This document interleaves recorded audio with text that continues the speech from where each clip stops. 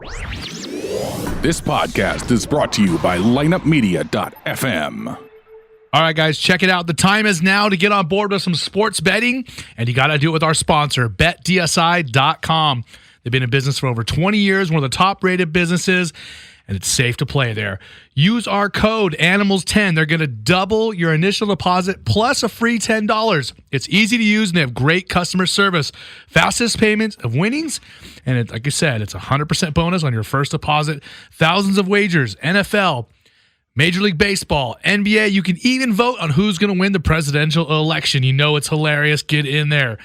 And again, make sure you check your local laws and regulations before you do so. One more time, check it out. It's betdsi.com. You know what they say about one bad apple? Well, we've got two. Gather round, boys and girls, and get ready for a different kind of story time. It's American Animals. All your favorite athletes, entertainers, and weirdos are coming to you like you've never heard them before. It's uncensored. It's not safe for work. It's a goddamn zoo. From the OC to oh shit.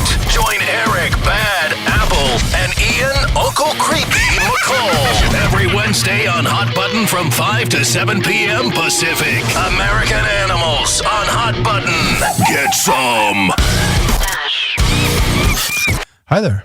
What up?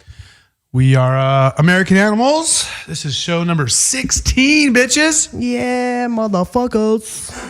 Yeah, we're wow. So that's 4 months. That's basically. 4 months. I was doing the math. Just under 4 months. Just under 4 months. And wow, we're doing okay. And we're in the big studio tonight, Studio A, here at the Dash Radio Studios on Cahuenga in Hollywood. Taking over, we kick someone out, no big deal. Yeah, we're the only ones here. This is the first time we've ever been the only people here in the whole building. Literally nobody here. It's a ghost town, and it's kind of creeping me out, but whatever. I mean, it's your nickname, so it shouldn't be a big deal. I know, we'll be okay.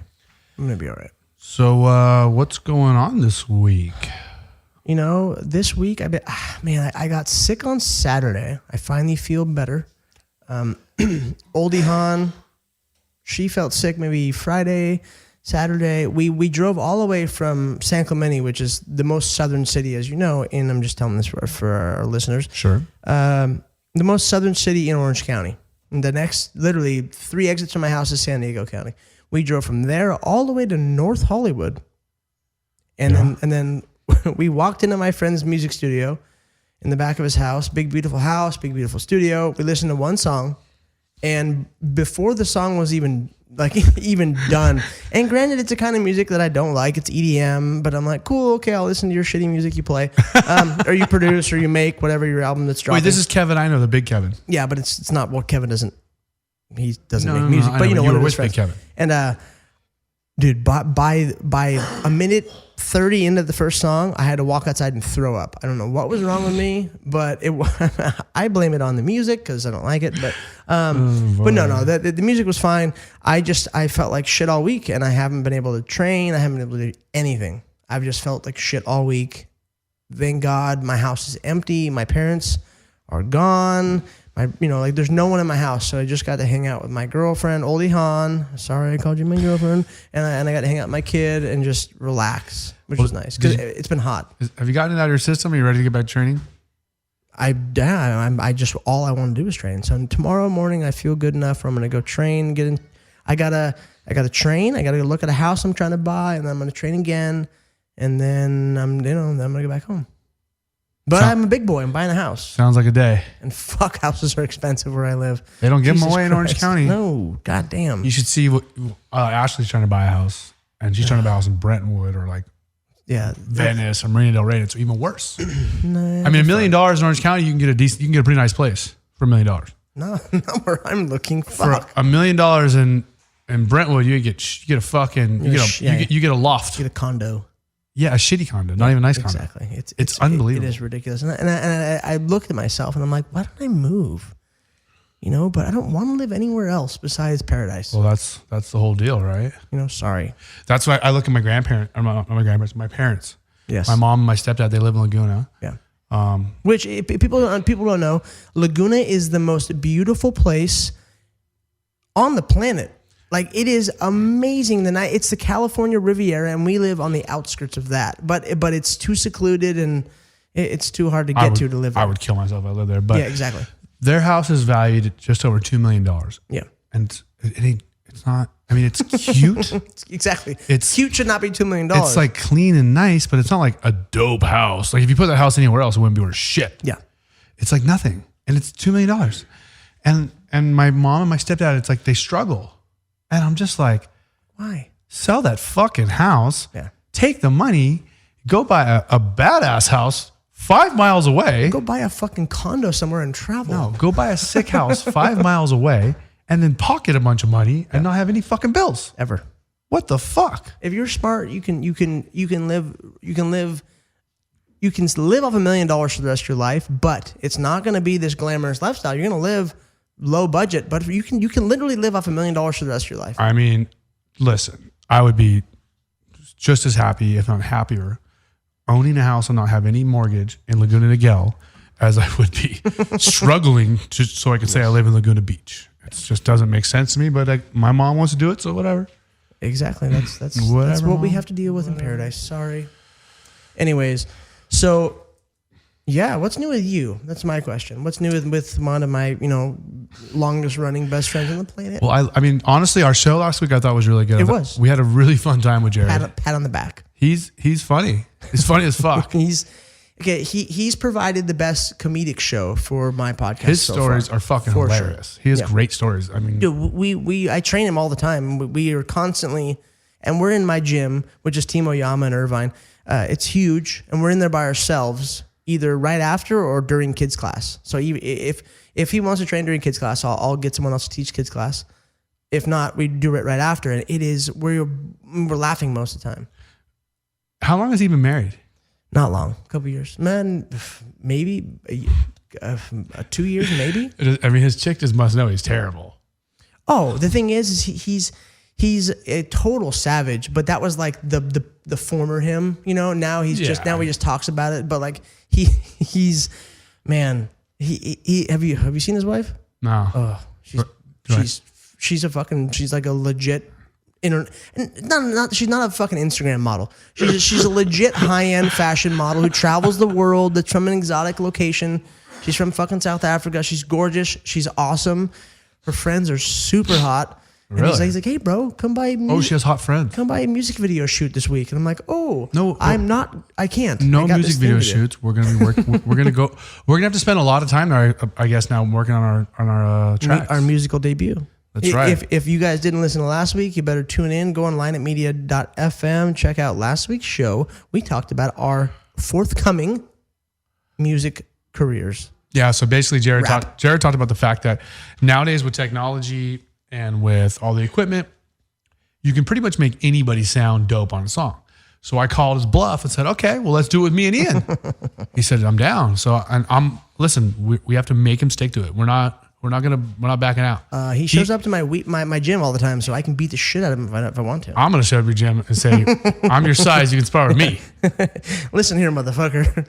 No, and today he said, yeah, I can't wait. Oh, the thing is we haven't known each other for that long. It's been a couple years maybe. But those like you did with Victor Ortiz, you just become friends with somebody all of a sudden. And I remember we were like looking at you like, did we just become best friends? Like, yeah, okay. and should we order some bunk beds? Yeah, exactly. It's just one of those guys that blends in with our types very well. Yeah, he's dope. So and it's funny that I always knew who the Dirty Heads were, but then I didn't.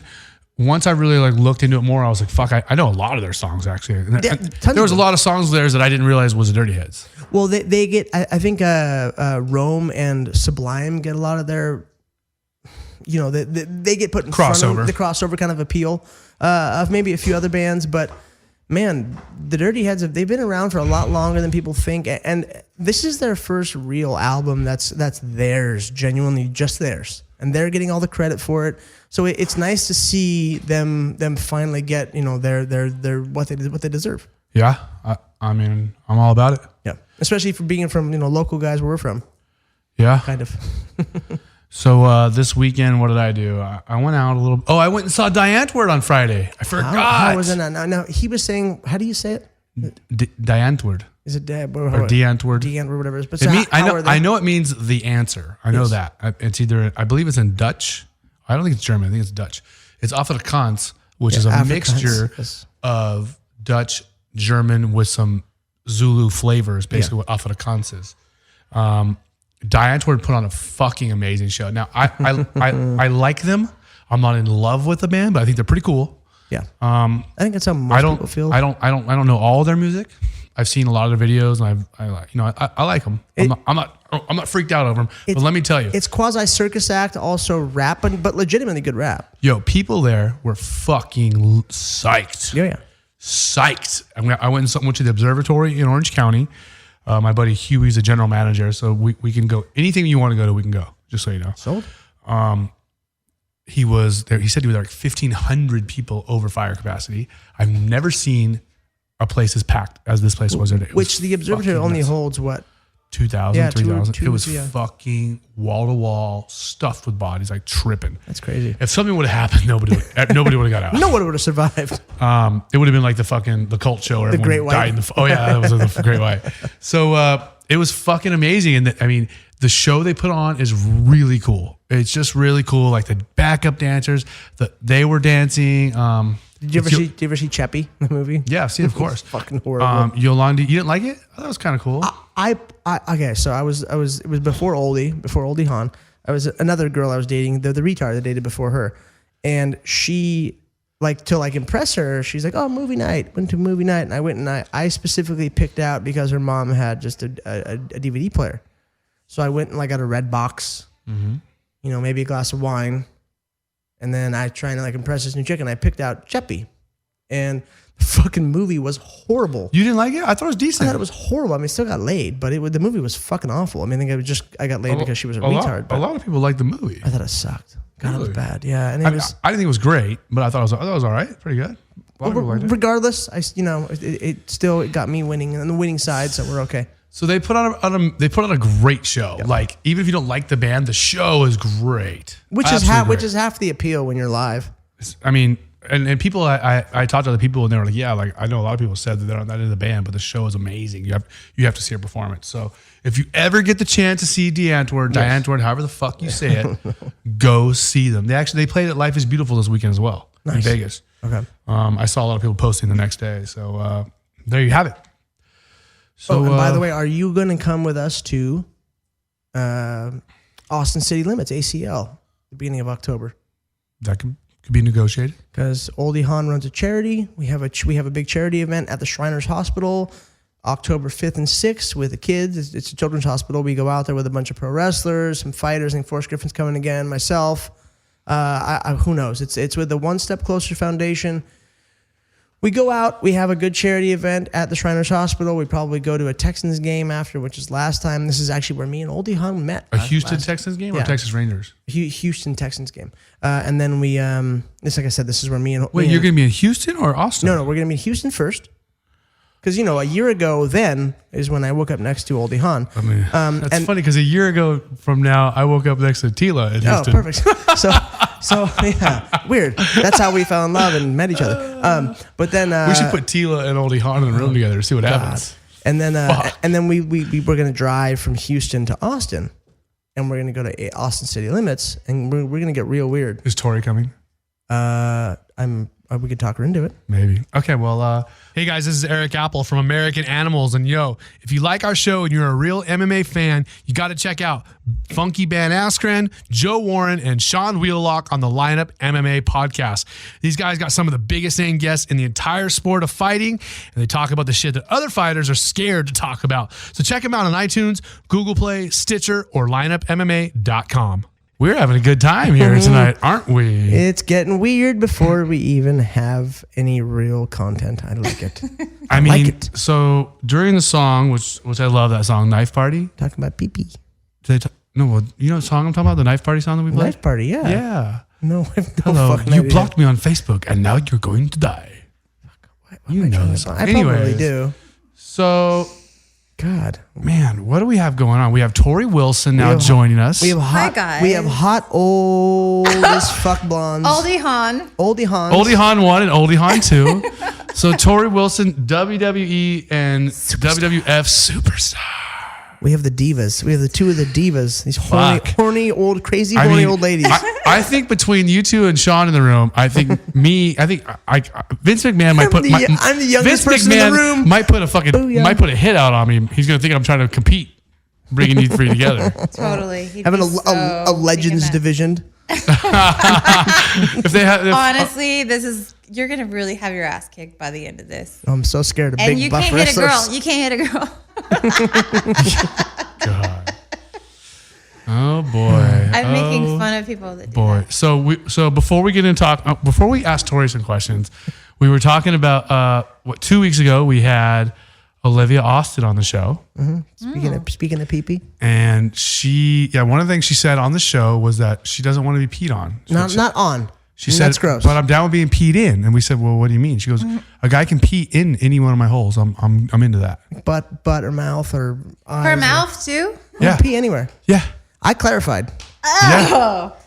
I clarified. I had to ask. I had to devil deep in that one. And no, that apparently getting peed on pisses her off, but being peed in is a turn on.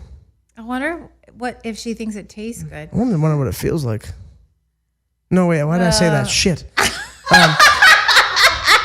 Just how do you get, like, what is, my mind gets going. I think of weird shit, and I'm very comfortable in my sexuality and manhood, but what does it feel like being peed in? I feel like I already balloon? know without doing that. I just, I don't need what that. it feels like? Yeah. I'm sure it feels pretty similar to being, inseminated. Just a lot longer. It's just a little warmer and thinner. I don't know. Or I don't know. I mean, if you had a colonic, I don't know. I've never. Yeah. Have you ever had a colonic? Never. Yeah. So one time when I was training at OC Muay Thai, this one time, Yeah. Obviously when you're dying, because making 170 in the beginning was hard for me. It sucks. So it got easier as time went on. But I was like, fuck, I'm gonna try to get a colonic. And if I lose, because usually you hear about people losing anywhere from 2 to 7 pounds of just crap out of their intestines. Yeah. Yeah, those are fat, disgusting people that are gross. I didn't know. Yeah. So I went to do it, and the lady filled me up like 15 times. She filled me up and got nothing, just nothing, and I was in immense pain. And she was like, "Well, I'll fill it up. I'll try to push it a little more this time." Yeah, just try and get a little deeper. You're so clogged up. And no. She finally started asking me about stuff, and she's like, well, like, what's your diet like? How do you like it? And then she goes, well, how much do you shit naturally? I go, like 3 times a day. And she was like, get the fuck out of here. There's nothing in you. You were naturally as clean. Colonicized? Yeah, you're naturally as clean as it's going to get. Like you're wasting your time. And I was so bummed. I just put myself through torture for nothing. Not a pound. Wow. You just let her keep pounding and pounding, and then they hook a hose up to your ass. And the lady just turns it on until you can't take it anymore, and then she pushes reverse. So the water wasn't coming out, so you were like filling up with water. The water was coming out, but the water was coming out, but there was nothing in it. Like a blueberry. The water was coming out, but nothing happened. I want it now, Daddy. Oh, it was painful. It was painful. Of course, me being me, I was like trying to like be tough. Tough it out. Just let it keep going. I could take more. And just like fucking full of hot water. Nothing. Oh. So Boise, Idaho. Yep, Boise, I'm looking at your Wikipedia, which is the funnest thing. The funnest thing to do is look at people's Wikipedias when you're with them, because it's weird. Yeah, but you don't I don't have any control over what's in there. So that's why it's funny. It's lies. It's lies. That's why it's funny. Can we talk in the mic? I'm sorry. Into the microphone. We always look at me. Lies. Look at me in the eye when you do it. Okay. Okay, it's better. Yeah. I just want to watch. Spill some of that water on it. Oh my goodness. So go ahead. Boise, Idaho. Tell us about. You grew up in Boise, Idaho. McCall, Idaho. Actually, I grew up. Do you? No, my family owns it. Do you know the Hamilton family? You know Davey Hamilton and his family. They own the big racetrack out there. Good story. It's a cool story, bro. Tell it again, bro. I've heard about the racetrack. Oh, that's good. What did you do growing up in Idaho? She was a cheerleader. I could see that. I had 50 kids in my graduating class. Whoa. So basically, I could do whatever I wanted in sports. You were like the all-star of all-star? And whatever.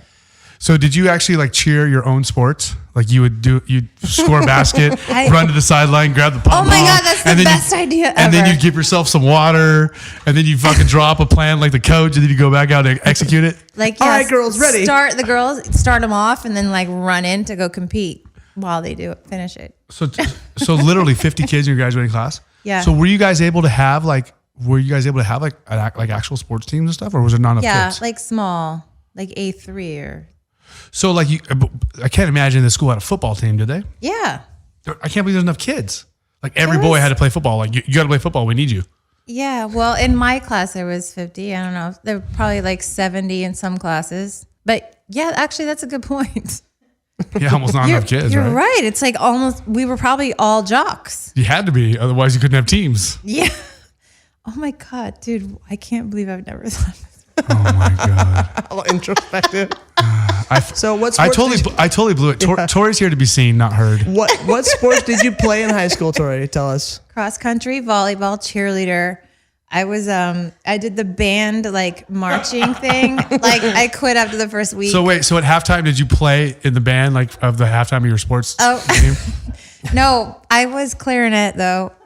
My first 2 years in high school. Will you look me in the eye when you play the clarinet? I shared like the last and the second to the last chair all the time. What is that? Oh, because you were like the least Because we were the ones like squealing. Okay, I got it.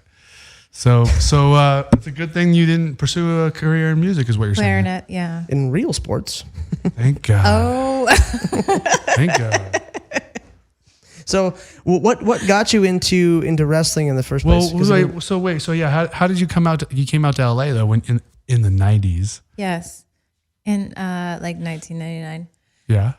I went to college at BSU for 3 years, and Boise State University. Mm-hmm. Yeah. Are they the Cowboys? No, that's Wyoming. No. What's Boise State? Broncos. Oh, I almost had Denver. it. Fuck. Same shit. No, Denver.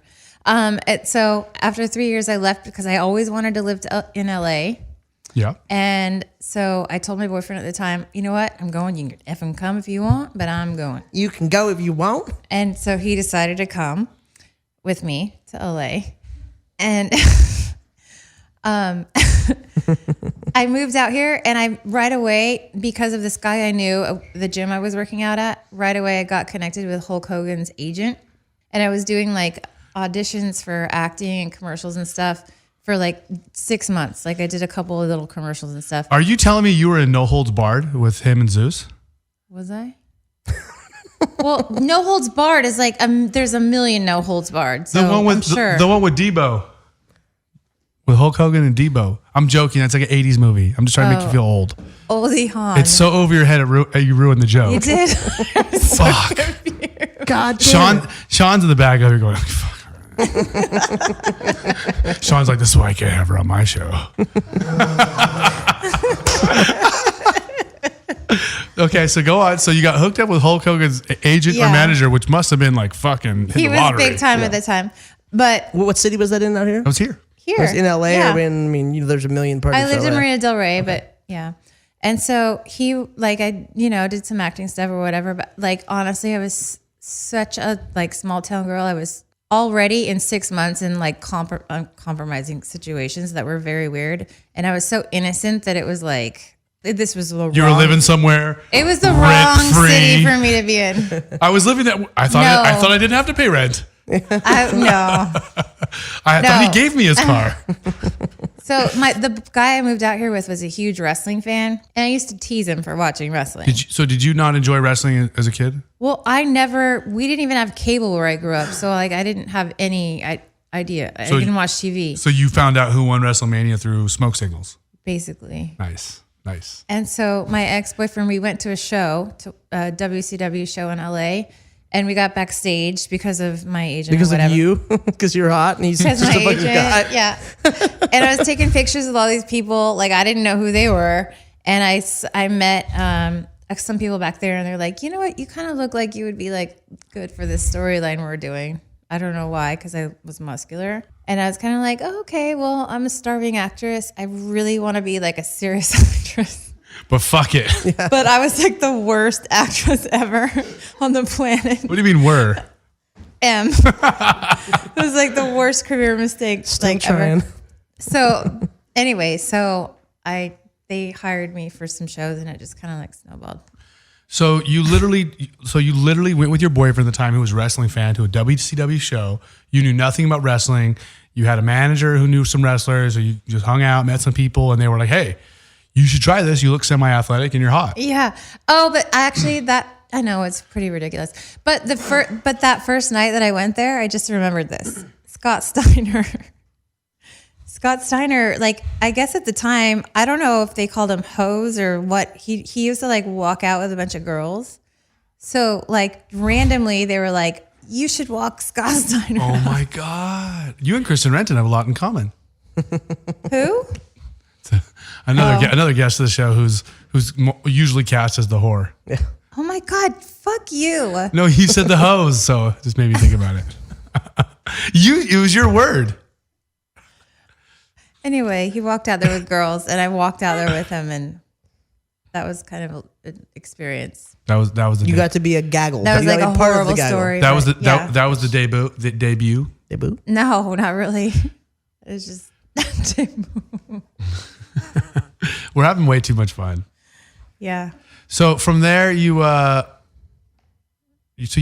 you do some work in WCW before you went on to WWE Yeah. or WWF? For a year. And did you actually wrestle and compete? No.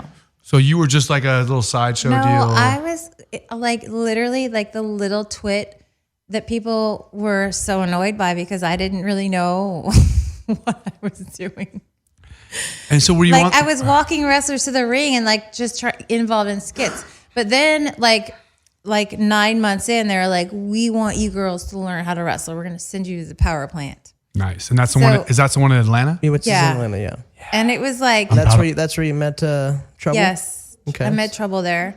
And like, honestly, I didn't want to wrestle at that point. Like I thought I was being hired just to do like walking people to the ring and like skits or whatever. So it was kind of like I already didn't want to learn how to wrestle. And then they threw in like Medusa, who's like the badass bitch of the world.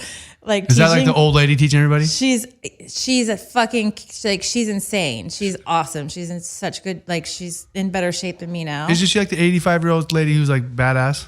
Yeah. Okay. She's not 85. She's the one that broke Oldie Hawn's neck But she did drop me on my head. more than once. Who am I More thinking? than, obviously. Who am I thinking of? That's like the old badass lady. You're thinking of May and Moolah. Yeah, that's what I'm thinking about. She's like an you 85-year-old would know badass Medusa if lady. you saw her. Yeah, recently. Yeah. So she was the one that got you. She's the one that really pushed you to become a wrestler. Well, no, she made you fear it? didn't. No, we hated it. We would cry every day, have whiplash every day.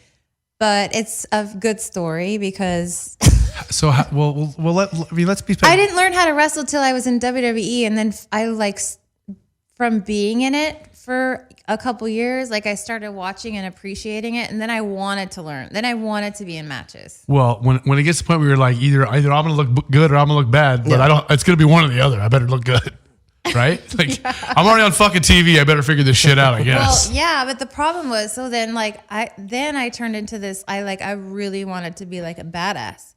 But literally, like every match I did was a bra and panties match or like a mud match. Like, no, but it kind of sucked I get because it. like I get I'm it. an athlete. You're trying to be serious. And I'm in fucking a thong and a like top that's gonna fall off and no shoes. And I'm like, okay, how can I figure out? Can I do like a crossbody off the top rope? Like, what can I do that's not gonna freaking like show my entire ass? Well, let's go back a little bit. So let's take a step back. So you went to the power plant, and how long were you guys there? Only a couple months. A couple months. I mean, that's No, but that's like legit. once a week for a couple months. Oh. So you didn't stay there the whole time. No. You would fly in from wherever you were, train, Yeah. and then fly out. So they would literally fly you in to train one day and fly you back out. Like 2 days. And would they fly you back to the road to the show, or did they fly you home? No, we would go home too. And at this time, were you traveling with the WCW or no? No, it was just like at that time I was just going 1 day a week anyway. So I got it. Okay. So you for a couple months you were going back and forth with the power plant. You get your ass kicked one day, but you learn a little bit of shit. And you go home. yeah. So how did you transfer from the WCW to the WWE, or was it WWF at the time? WWF at the time. They bought WCW was going out of business and Vince McMahon bought All the contracts. Yeah. Okay. But I didn't have a contract at the time. It had gotten up, and so I actually met with WWF, and they hired me. And who did you meet with then? Jim Ross. Okay. It's interesting to me. I mean, again, I'm not super in wrestling, neither is Ian, but it's interesting to me that the players, the actors, the characters in the WWF and the WWE also have like real jobs in WWE. Like Jim Ross is an example, right? Mm-hmm. Jim Ross was a commentator, but he also had a legit job. It'd be like if Mike Goldberg was also the matchmaker. Kind of interesting, right? Yeah. Or Joe Rogan actually fought. Or like if Joe Rogan was a matchmaker, like he's calling the fights but he's not working on Saturday night. He's fucking working in the office all day. Yeah. It's kind of interesting. I mean, He was like the head of talent relations. There's not other sports or entertainment groups that really work that way, where the commentator also has a 9 to 5. It's like a family business. Yeah, it seems like a business. traveling $1 billion circus. That's everyone. That's what it was. Yeah. Everyone is in house, and you guys are to each other. For each other. It's a little home, and you guys all do it. And it seems it obviously fucking works, and it works really well. It's interesting how in depth like everything goes, from whether it's the jobbers to the girls to the fucking jobbers, the guys that just get the shit kicked out of them. Yeah. Correct? I could have things incorrect here. How the whole world works. I'm just getting a different view than most people get, and it's a really strange world that it all like revolves around, and it's entertaining as fuck. I love it. I want to hear your response to all that, because I don't. She was saying, well, Well, no, it really is. Honestly, I feel like wrestlers, no matter where you go, if you are a wrestler, like there's some kind of bond that you have with that person, because like it's almost like when you go to like war.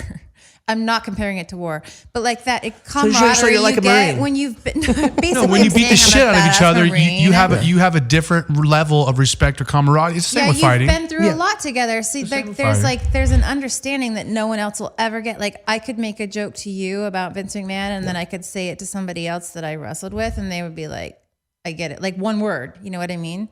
Of course we understand. It's the same with any combat sport. When you have a training partner, you guys beat the shit out of each other every day or every week in training. Or if you have a guy that you actually fought against, even if you don't like him, you have a respect for him, or like a little like weird love for him. We understand. Now, do whether they're the stars or the smaller people on the circuit, I mean, as far as training together, how does all that work? Well, I mean, when I was there, like we all trained together. Like they would, set the ring up by like usually like 1 or 2. And then like if you wanted to learn or like figure out a match or whatever, like at that time from then until the show, you could get in the ring. And so people would be in the ring, like going over, and like I would go in there and like ask like wrestlers that were just like standing around watching or whatever, like, do you have like a cool idea for a move I could use in my match tonight? Hey guys, this is Erik Apple from American Animals, and wow, I was listening to the Ocho Man Behind the 8 Ball podcast the other day, and I realized this might be one of the funniest fucking shows I've ever heard. You've got to check it out. These guys do 2 shows a week on the Lineup Media FM network, and I'm listening to all of them now. You can get them on iTunes, Google Play, Stitcher, or ochoman.com. Well, speaking of giving you what you want, we're giving you those kicker headphones on your head. Oh, really? Yeah. Oh my God. Those are nice kicker headphones. Thanks, guys. It's a good sponsor. So let's go back. So we were talking about how you joined the WCW. You were just going to be doing some skits, some acting. Being a valet. You started going to the power plant. You were going there once a week, you said. Then during some of the shows, you started actually speaking to some of the wrestlers before the shows. You said the ring would be set up and you would come out and say, hey, like I want to learn some stuff. So would you specifically ask questions like, okay, tonight, this is the storyline. Do you have any ideas? Or were you kind of like, okay, I'm going to build up my repertoire and I'm going to learn, okay, how do you do this move? And then just add on to that. So now you know how to do all these different moves. It was both. But like, unfortunately, because like after the power plant, at this point, I looked back and I was like, shit, I wish I would have used that to my advantage, right? Because now they're putting me out there to do matches.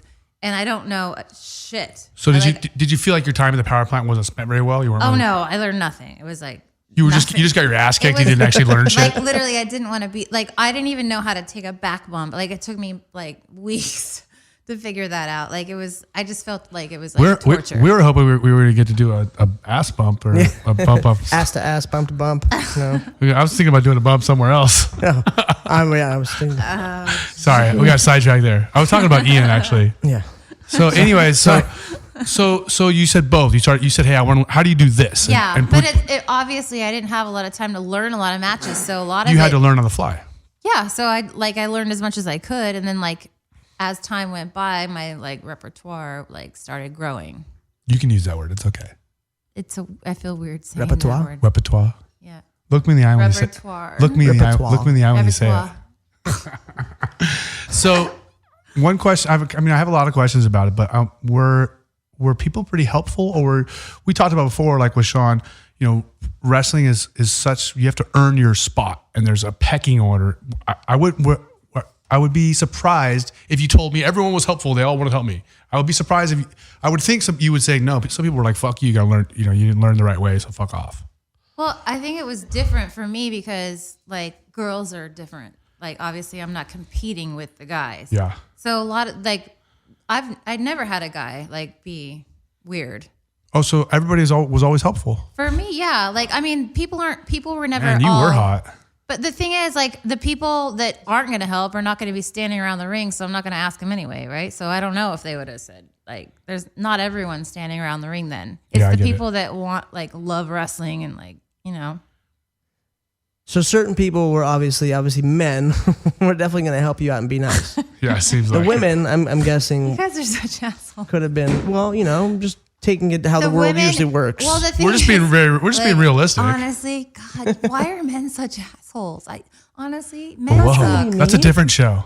I think I'm like. That's American Assholes. This is American Animals. I'm learning You're more on the wrong and more. one. No, okay, I was gonna say something and now I forgot. Shocker. So men are assholes, women are smart and beautiful creatures. Men are the devil, especially men like that. They're horrible. Honestly, I hate no. them. I just said how much they were helping me, and then I said men are assholes. Yeah. No, Typical woman. So normal. some of the women would be great, and others would like pretend like they were great, but really they didn't want you. Okay, so people were relatively helpful with you, and they would teach you different moves or help you with your storylines. Yeah. And then WCW started to fade. Yeah. And then WWE came in and swooped everybody up. So tell us about the transition. You met with Jim Ross. Jim Ross signed you to a several-year contract, a one-year contract. How did it work? 3 years. Usually they're 3-year contracts. Okay. And it was weird because we were all from WCW and WWF at the time. Like all those wrestlers are probably starting to worry about their spot, right? Like there's a whole other company. So it was very weird. Like even in the locker room, you'd walk in and it'd be like, some of the girls would be nice, but then the other ones were just like bitches, One question I have is when the WWE or WWF absorbed the WCW talent, was like, were people still cliquey? Like all the WCW people hung out over here and all the WWF people hung out over here? Or did everyone mix in right away? No, not right away. It was not cliquey, but like, a little bit. some people knew people on the other side, it just took time. Okay. So as you transitioned over, the WWF and Jim Ross, and they immediately put you in like, okay, look, now you're doing real shit. You're doing real matches. Mm-hmm. And you were excited about that, right? Because you felt like, hey, I grew up as an athlete. I want to actually do this shit. Yeah. Okay. So, Which was scary shit. Yeah? Because I knew not one freaking thing about wrestling. Like, I wish I would have paid attention before. When you were at school. But I was like the ditzy girl that did not want to freaking be there. And it hurt. Not you. Freak you. You can tell him to fuck you. He's fine. You can fuck him. Look me in the eye when you say learning to do a back, like people don't realize even just a stupid back bump hurts like hell. So did you almost you had to like relearn the shit that you were supposed to learn at the power plant? Not even relearn, because I can't even call the power plant school to me. It was just like, to get your ass beat for a day once a week. Yeah, like I don't even remember it. Like it was like horrible. So did Alicia have as wonderful of a time? Were you miserable there too? Oh, I'm just curious. She did have a horrible time. She did too. Okay, so yes, you two get on the microphone if you'd like. But there's no headphones or anything. It doesn't matter. It's gonna be a pain. So you're also here to be seen, not heard. We already got one. We already have one brain surgeon on the microphone tonight. So, Well, I mean, the treats that you guys give me before. are we turning the mic on? All right. Yes. Here we go. When Vince bought WCW, Yeah.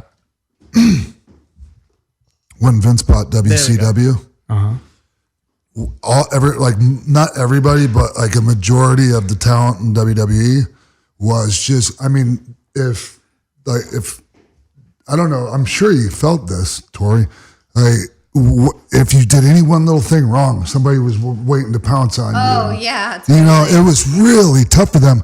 But the thing about it is, you have to understand, like she already said, you know, there's some people there that were probably, I wasn't worried, but there was some people there and maybe lower on the card that were probably worried for their spots. Were there already divas at the time? Yeah. Okay. Yeah. Okay. So you had two opposing female forces kind of coming together. Oh, and especially in the female locker room. Oh my God. That was brutal. It was already like, I'm sure it was worse than the guys for sure. And then for them to come in like that. Yeah. Oh my God. Try putting your stuff like in the wrong spot in the female locker room. Your shit will be knocked on the floor or thrown out in the hallway or something like that. I can imagine it was worse than the guys. What happened was this. Eventually, the ones that stepped up to the plate and that could hang with us, because we were sharp. WCW didn't really work full time like we did. We were on point. The ones that stepped up and were able to run with us, they fit in and assimilated just fine. Torrie was one of them. Yeah. You know, so it took it didn't really take that long actually till everybody just started. It's one of those things. It'll work itself out. If sink or swim. If you can do it, you're cool. If not, we're gonna find out real quick, and you're gonna be gone. A lot of people didn't last. You know, there was a lot that just couldn't hang. I can imagine. It was. I actually, now that he says that, I remember it was. I was so nervous because my boyfriend at the time had been a wrestler for a long time, so like he knew all the ins and outs of how the business was. Wait, this is not the boyfriend that took you to the first show. No. Oh, a wrestler that I didn't marry. Hey, so Torrie became a wrestler, got rid of that motherfucker, huh? And moved right on up the totem pole, did you? You can't. When you're, I'm kidding. Yeah, you can't be in wrestling and be married to a civilian. No, never. Because nobody will get it. People just don't understand certain lifestyles. Yeah, you never see each other. I mean, you guys are on the road about 280 days. Yeah, but you weren't. But you said it wasn't like that the first year in the WCW.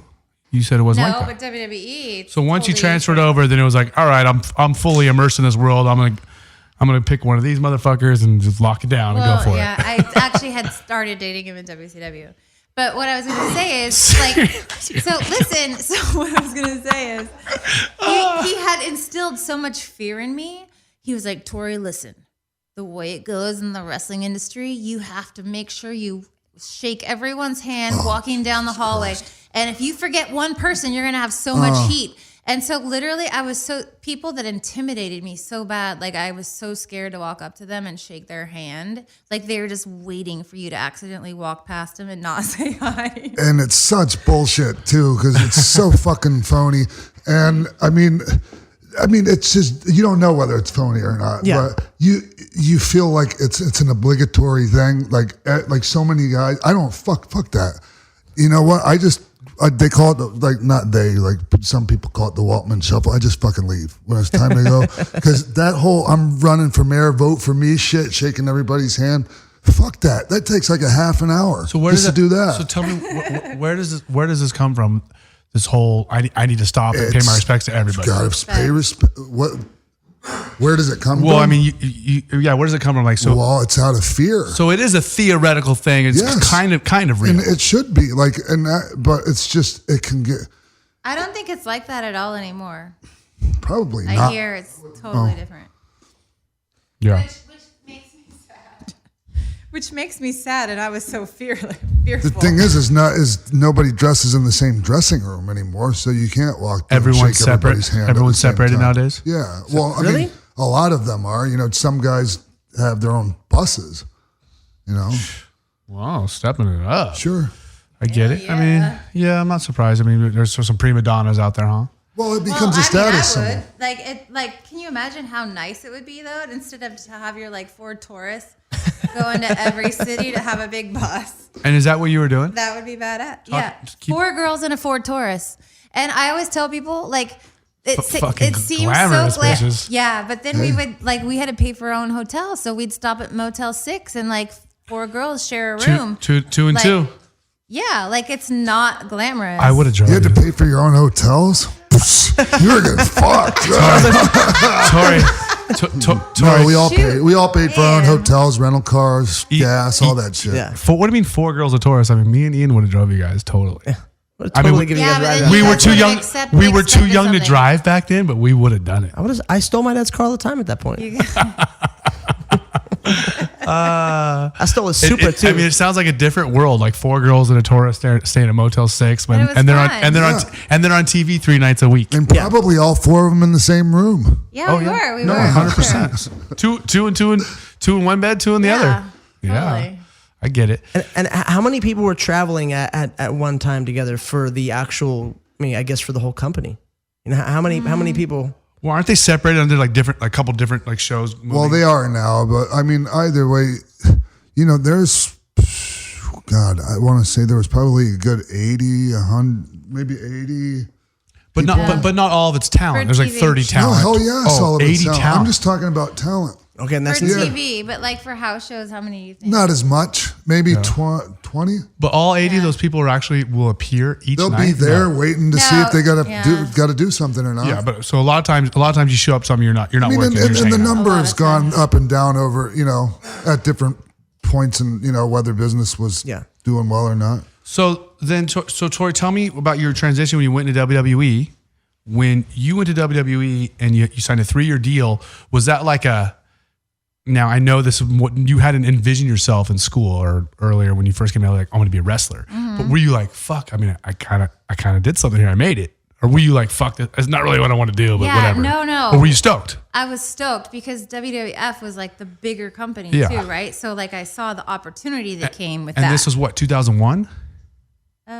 Yeah, 2001. And that's when it was at its peak, right? That's when they had Monday night, Thursday, Monday night, Wednesday night, Monday yeah, night, that's Thursday when night. it was like. Really And this was like at the peak when we saw like guys like Shawn and Rock and Stone Cold Steve Austin and Mick Foley. Yeah. So this is like really back, and I believe at the time that's when wrestling was literally the highest rated thing on television, right? I think by far. So I mean, yeah, that's pretty big. It's a big Yeah. deal. 12 million people on a Monday. Yeah, 12. They were getting ratings of 12 or bigger. Wow, that's fucking huge. Nothing could get a rating like that these days. People except don't for like understand a the presidential debate. how many people that actually that's that many households. That's huge. Yeah. So I mean, you were legit a legit household name at that point, and do you feel like you were financially compensated equally? Like, were you like, fuck, I'm making some real money now? I mean, I mean, you don't need to tell us. for you- me, because you I don't need to grew tell up- me I a didn't number. grow up with money. You don't need to So- tell me a number. I'm just asking, were you like, fuck yeah, like I'm comfortable now, like I'm making a real living? At that point, at first, yes. She's all, my taste got more expensive though, motherfucker. No, but like looking back, it's like, dude, like, But that's what I'm saying. At the time, we were like, "Fuck yeah, Yeah, totally. Like I'm on TV and I'm fucking making money. Woo!" At You the were like, time, I was just excited to actually be on TV and be there. Like, they could have probably paid me whatever, and I would have been excited. yeah, okay. So how long were you with the WWE at that point? Which point? Well, so you'd moved over. You signed a 3-year deal. And, Yeah. and did you just complete that one contract, or did you make extensions? No, if you go? I was with them for like 8 years. Okay. So you had extensions. So tell me some of the highs and lows of your time with the WWE. I hate this question. Why? God, I hate it. What's wrong with the question? Like, I want you to tell me. I don't really Looking know. back now, it's 2016. I want you to look Yeah. back and go, fuck, like Well- I remember I did this thing and it was fucking so cool and so awesome. Like I talked to Sean about it. I said, like, were there those moments, like say like at WrestleMania or something where you looked around and saw fucking 80,000 people and Yeah. said, God damn, this is fucking awesome. I love my fucking life. There has to be those moments. That's not a lame question. Yeah, no, there were some moments at some WrestleManias, but I have to say, like for me, like when I was in a really cool storyline and I knew I was going to be working every week, that was exciting. But I started getting addicted to the crowds. And so even if it was a house show, especially when we were like overseas, crowds in Australia of like 70,000 people. And I remember, I'll never forget, I had a match with Stacy Keibler and like we sucked. But it was like, We worked our asses off, and the crowd was so freaking amazing. Like I still to this day, I can't forget it. Those are the moments. So that question sucked. Yeah, it really did suck. What do you mean? You just told a story there, and you said that you thought it was fucking amazing. Okay, good job. And it was beautiful. Job. It ended up with 70,000 people watching you and your friend perform and suck. I'm sure you guys didn't suck. I'm sure it was awesome. That bad. So you're saying that one of the things that you were more excited about was when you were actually involved in like intense storylines because you enjoyed more of the, I hate to ruin it for the acting part of the job. The performing part. Yeah. Yeah. Like I wasn't like, I didn't rush home to watch myself on TV. It was more like. No, that's what I'm saying. Yeah. So you enjoyed the more performing part and the emotional part and selling it. Yeah. More than the athletic part. Yeah. Which is a little odd because I consider myself such an athlete, but I don't like hurting. I mean, God. Yeah, hurting isn't that fun. Like falling on the mat. It's like, honestly, like I wish people understood how much just one back bump hurts. It's not a mattress. Well, I know you guys know. This is what people do. So people live their life and they go, oh, I got my life up to a 4 or a 5 today. So I really redlined today. I got up to a 4 or a 5. But then they look at certain people like us, any one of us in this room, and like, bitch, I'm at a 12 every single fucking day.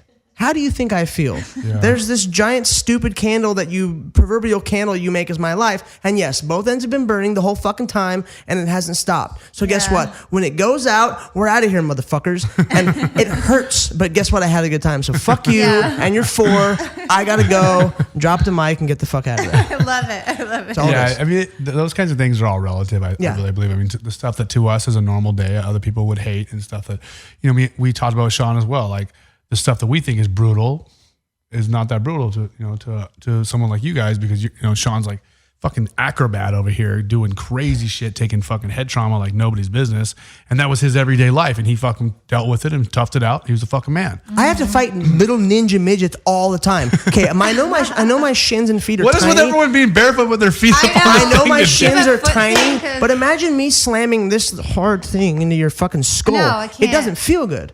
And it happens every single day of my life. It's fucking horrible. I can't, honestly. He would have to climb. He would have to climb a ladder to kick you in the skull, though. Yes. I can't imagine that feeling when that cage door shuts. See, it's a different thing. See, I look at people who are wrestlers, and I respect it so much because I cannot fucking imagine doing a fucking backflip off the fucking top rope and fucking landing on somebody like that. Like, Jesus Christ, like, fuck, break my fucking neck doing that shit. But I have no problem fucking going in the cage with Vanderlei Silva and fucking sparring. Or surfing the biggest waves on the planet. He's surfed. I do a lot of other sports, but it's all relative. It's relative. I look at something that I don't do that other people do, and I'm like, fuck, that's badass. It's just a cool way to appreciate each other, I guess. Yeah. It's all relative. Like, if you do something every day, it doesn't seem that crazy anymore. It seems normal. Like, people have asked me, like, "Oh, you're like an adrenaline junkie," and I say, "Well, I don't really think so." I don't really think so. To me, the things that we do where we grew up seem normal. Like, if I didn't ride the biggest waves in the world, I was a pussy. I didn't do that because I was badass. I did that because my friends would have made fun of me if I didn't. You know what I mean? Or like driving race cars. My friends drove race cars. So I started driving race cars, and it's fucking really scary. But if I didn't do that, I would have felt like a pussy. He was crying the whole time, but guess what? He still did it. He still finished the race. Driving that, I'll tell you though, out of fighting, riding big waves, driving race cars, fucking that one's sketchy. When you got 20 other dudes around you, and they're in a race car that has 600 horsepower, and they have a cage around them, and they're not afraid to run into you, and you're jumping 150 feet. 10 feet up. I'll tell you, more than surfing pipeline, more than fighting a fucking scary guy, driving a race car is fucking like, fuck. That's the only thing a lot of fun. That's like the only thing that's the only thing I ever did that I was like, fuck. Like, at the end, I was like, fuck, I made it. Yeah. I was like, happy. It's not just one person that you got to worry about. It's like how many other people are out there. You're fine. You have a cage around you. You'll be okay. Theoretically, I mean, I had a worse accident in my first year driving race cars. I gave myself more head trauma than I did in 13 years of fighting. Really? Yeah, I had a legit intracranial brain damage, or intracranial. I had real bad intracranial pressure from a head injury, and I bled out my eyes and my ears. Dang. Yeah, it wasn't a joke. His dick swelled up. It was horrible. I never went back. My memory was affected. Like immediately I was like, oh yeah, I'm dumber now. Like right there that day, I was like, I'm not as smart as I was yesterday. Wow. I knew it 100%. But I mean, that's it happens. But you know, and this is another subject. Those are like I see these guys in the NFL and shit, or college football players like trying to sue the fucking NCAA. It's like, bro, you chose that sport. You knew what the fuck you were doing. Why are you blaming somebody else? Yeah, bitch, you knew what you're getting into the whole time. Shut the fuck up. Yeah, but the thing is, like, they're just mad they spent all their money. No, but this is where I kind of like have an opinion, because football. This is the only place. Well, I do have an opinion on this. Football is kind of like wrestling in a way, in that people like you get looked down on if you like say you don't feel good to wrestle or go back in, right? So like a wrestler could just get a concussion, but if he's a top match, like he's not going to freaking go, Vince, sorry, I had to end after 5 minutes and come back and wrestle. Yeah, of course. And the scary thing is, to expand on that, is the damage and the hits that you take after a concussion is what matters the most. Hey guys, Erik Apple from American Animals here, and guess what? Audible is offering a free audiobook download with a free 30-day trial to give you the opportunity to check out their service. And you get it right through our website. I'll tell you one example and a great thing I would recommend. I'm a Star Wars fan, and the best thing to do is listen to audiobooks, the Star Wars audiobooks. They're great, and they have awesome sound effects as well. So download your free audiobook today. Go to audibletrial.com/animals. Again, that's audibletrial.com/animals for your free audiobook, or check out our website, www.2americananimals, and that's the number 2americananimals.com. American Animals is back. Erik Apple, Ian McCall, Torrie Wilson, What up, girl? And special semi-guest Sean Waltman. Sean Waltman in the back right here. And Oldie Hawn. On the main stage. I don't want to overexpose myself on your show. I here. totally want you to overexpose yourself. That was a perfect description. Overexposed. Now, Sean, you are more than welcome. We talked about when Sean was on the show a couple weeks ago that I would be entertained listening to his stories all day. Your shirt is a little offensive to my co-host too. No. See, no. Wait. Listen, I love Misfits. I love Danzig.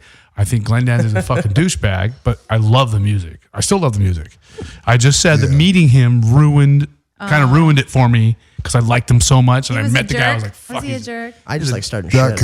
I mean, he's known for it. I mean, I'm not the only person to admit. He does. Honestly, he's actually kind of the first to admit that. Yeah. To be honest with you, maybe you should lock us in a room together, and I'll just have a little fucking talk with him. We'll work it out. I don't think that's necessary. Is he the one that Gorgeous George was married to? No, that's Doyle. Oh, That's Doyle. What? I'm lost. a wrestler girl. We were at Rainbow Room last week? 2 weeks ago. 2 weeks ago, yeah. And yeah, we were at Rainbow Room, and then we were with fucking you and what's his name we were with? Big Dave? Yeah. And then we were with Ron Jeremy, and I was waiting for Danzig. You guys were with what the fuck? I like Ron Jeremy. Of course Ron was there. Duh. And we got to sit there and hang out with the fucking statue of what's his nuts, and we get to take pictures. Oh, Lemmy. Yeah, Lemmy. The Lemmy statue. Lemmy. Oh yeah. It's fucking. It's amazing. Yeah. No, I literally I saw the picture. I had just read an article a month before actually going there, and just kind of reliving the small little piece. I think it was in Vice that I read about your guys' exploits being there specifically, and I was like, this is fucking. I felt so cool. Oh, you read a thing in Vice about the Rainbow Room, and he was a part of it? And just the whole group that always hangs out there. And it was they just name dropped a bunch of fucking celebrities that are always there, and you walk in, this person's walking in and out, and this is happening, and this is doing this, and this person's smoking weed on the balcony. First, it's pretty cool that as a wrestler, you transcend the sorry, you're right. Yes. Gotcha. You've transcended just the wrestling and the sports world into more entertainment, and you are accepted and acknowledged by rock stars. I think it's kind of friend. like you were saying earlier. Maybe I'm just using a different term. It's like mutual admiration. Yeah. We're all in the entertainment industry, and you so respect each other, and you all kind of are into it. It's like, cool, yeah.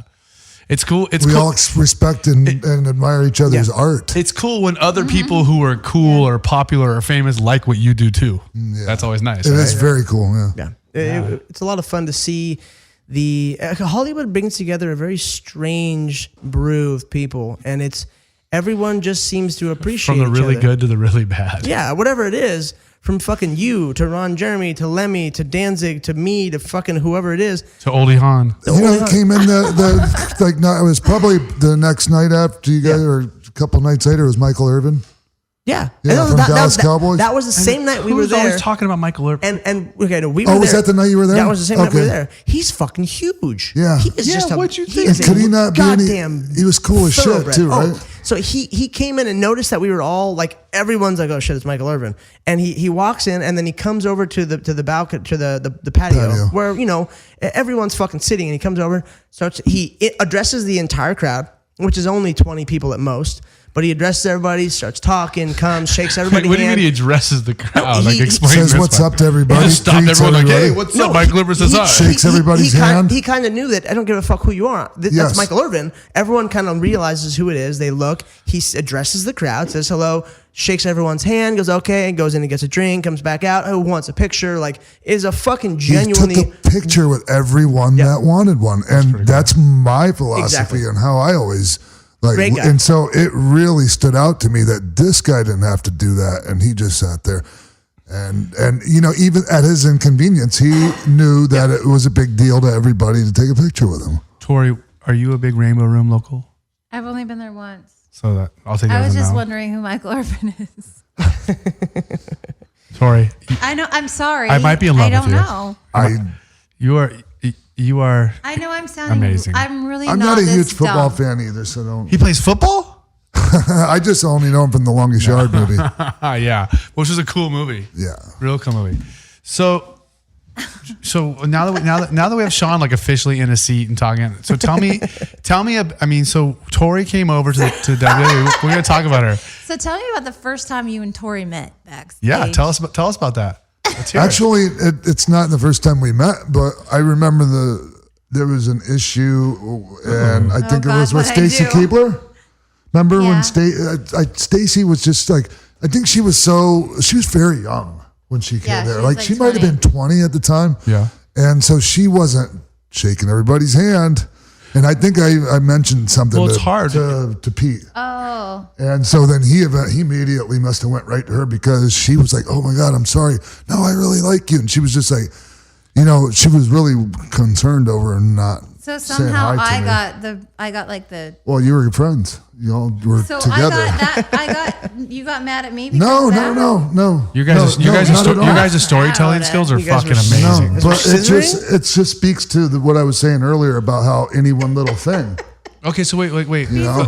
Let's explain. Listen, we have listeners who are not going to know what the fuck Sorry, you guys are guys. talking about. I'm in the room with you. I know you. I don't know the Yeah. fuck you're talking So about. basically, what he's saying is. Okay, let's break it down here. Basically, what he's saying is my very good friend at the time was not very Was polite Stacy Keebler? backstage. Yes. Okay. Like she didn't pay just the proper was being respects. ditzy, didn't pay the proper respects. He got a little upset, and basically he hated me because I No, was I friends didn't hate anyone. No. You made that up. She just made that whole no, part no. up. What she's saying is that she was But guilty nobody by will believe association. it. She was guilty by association Yes. a little bit. It comes from a place. It's just residual Yeah. heat. Yeah, I got Yeah. you. Residual I heat. got it. You are who you hang out with. That's fucked Birds up. of a She was feather. awesome. Stacy's awesome. It's just, But I Torrie think it sucks, was, right? Yeah. No, Stacy just needed a little talking to, and it's all good. You had a little talk with her, and it worked itself out, right? I think my feelings were just hurt because I think I said something to her first. Oh my god. Oh wait. See, what do we? Like a bunch of little kids. He was a star, and you guys didn't pay him any attention. No, I get it it. has nothing to do with that. I'm just really sensitive. Because he's just really nice. I noticed that earlier when I brought some tears to your eyes, telling you about someone in my family dying yesterday. You can't do that to me. And his dog, he was getting teary too. Yeah. Oh boy. Okay. So Okay, don't talk about the dog. Don't bring the dog into Don't this. bring up the gooch. you guys are killing me. I know this is like a horror. I'm trying to make it interesting. Oh, I mean, Too much inside baseball talk. The one thing it's not is not. It's not interesting. Wait, I'm sorry. The one thing it is interesting. It's just a little messy. I'm fucking confused. Fucking lost. Yeah, but so you spent 8 years in WWE, and it was a. I mean, it seemed like a successful thing for you, and you moved on. And how was your exit from the wrestling world? Well, I started having like back issues, and my back started locking up, like sometimes for 30 minutes at a time, and so It would spasm, and you couldn't move. Yeah, like I had a disc that was like deteriorated, and so I had to get surgery. And after I got surgery on my back, I went to WWE, and I told them I just didn't really want to come back because I knew that I couldn't do anything anymore. You basically told him I can't take these big bumps and shit. Yeah, and not even big bumps, but how boring. I don't want to just walk to the ring and do nothing. So I just decided it's better to quit. So was there now a lot? I know that in the wrestling world, a lot of people have the opportunity. Okay, if you're hurt, you can't compete or perform like this. We can find other things for you to do. Was that a consideration or a conversation? No, I just didn't even want to. Or was it nope, that's it, fucking peace? I was over. I was over the travel. I was just over it. I didn't want to be there. 8 years is a hell of a run in that company. My runs were broken up into pieces because you have fatigue. Yeah, no, so I never lasted 8 years straight. And you did. You legit did 8 years straight. Yeah. Mm-hmm. Fuck. Yeah, the 8 years straight of 280 days a year of traveling. That is fucking in crazy. a Ford Escort. Yeah, in a Ford Escort. But at least I was married part of the time to a wrestler, so that helped. Part of the time. Can we hear about that? So, do we know the wrestler that you were with? I mean, his name was Billy Kidman, but I don't know if you would know. Maybe we can Google that shit. So how did that go? Quit trying to dig up. I'm not going to give you any shit, so you might as well just. It's going to be. I'm boring. not a super big wrestling fan, but it's just interesting to see how you react to that. Although nothing will top. I have nothing bad to say. Nothing will top what Kristen said to us. So it's not even a. Which part? The P part? No. Kristen Renton, she's an actress. Yeah. I told you what she said. Remember? So she within 10 minutes of knowing me, she told me that her former fiance, she caught her former fiance cheating on her with her best friend who was married and pregnant. Yes. No I was like, wait, so this guy's having sex with a pregnant woman who's married and is your best friend? And she's like, yeah. I'm like, this is my favorite fucking guy. I gotta meet this dude. Wow. This dude's amazing. What a gem of a guy. Yeah, right? He won totally. That guy won the fucking scumbag of the year. She knows how to pick him. Yeah, I guess so. So she's really nice. You can't tell anything worse than that story. No, I have nothing like that. Believe me, there's been much worse situations sitting in your seat. You're doing just fine. So when you left WWE, you were divorced already. So you really checked out from the wrestling world. You were put it behind you. Yeah. And I started a business in Texas, a clothing store, and I was all in there. And I had it for 3 years. It did really well. And then when the economy dropped, it just shit happened. And I decided to close it down and move to LA. So you came back to LA a second time? Yeah. Knowing what you were going to do or not? Not knowing. For a second time? That's a scary, scary Second feeling. time you came back to LA going, what am I going to do now? Yeah. It's when I come back to LA, I'm just what now? Every time. Is this your third time we're in right now? Yeah. I love it. But this time, she has a plan this time. You do? I've known and I've been working towards a goal. So are Ian? I figured it out. Is Ian and or I a part of that plan? No, not at all. So you left the world of wrestling. You went to Texas, opened a clothing store, and was there did you miss the entertainment world? Did you miss acting? Did you miss competing at all? You were fuck, I'm so happy to not be a part of that. I was so burnt out, but I started to miss being gone and on the road all the time and got bored and performing. Yeah, but not enough to go back. Not enough to subject yourself to that. I mean, it's a tough life. It really is. So tell us how what are you up to now? What can you promote with us now? I just soft launched Torrie Wilson Fit. I've been working on it for a year and a half. It's a website and also a web app that is totally free. And I have a bunch of 20 minutes or less workout videos, high intensity. it's geared towards women, but men also. Stuff you can do at home with, like resistance bands and, dumbbells to basically lose weight and gain muscle. And there's like lots of recipes on there and a forum. And it's just kind of like my goal is I really want to help women feel good about themselves. Because there's nothing worse in the world than it all starts from there. Nothing worse than being fat and ugly. Not even that, because there's a lot of beautiful women that have horrible self-esteem too. So we talked about the Wikipedia thing. So I read it as on your Wikipedia that as a kid you were a really shy kid and that you went through a period of where you were bulimic. Yeah, is that true? Anorexic, yeah, and bulimic. Really? Mm-hmm. It's weird for someone who doesn't have a negative image of their body to even understand someone who is going through bulimia or anorexia. It's hard to comprehend it if you haven't experienced it. Yeah, I think my thing with anorexia and bulimia was that I feel like it's kind of like a relationship that I had with my mom. That was the only thing I could control. And my look, I was trying to get into modeling, but it was it bothered her so much that I wasn't eating. And that was the only thing she didn't try to boss me around with. So she didn't actually try to control what you ate and how often you ate. And she did, but she couldn't control it, right? No one can put something in my mouth. Well, I can. I just opened myself up for that one. I'm gonna fucking. Is that a challenge? I was gonna try and go deep with that one, but I was trying to straighten the ship there for a second, but never mind. Thanks. How'd you come up out of that? Yes. How'd you get through that? Doesn't seem like there's an issue with it anymore. No, not at all. I actually, when I went to college, I started gaining weight from doing beer.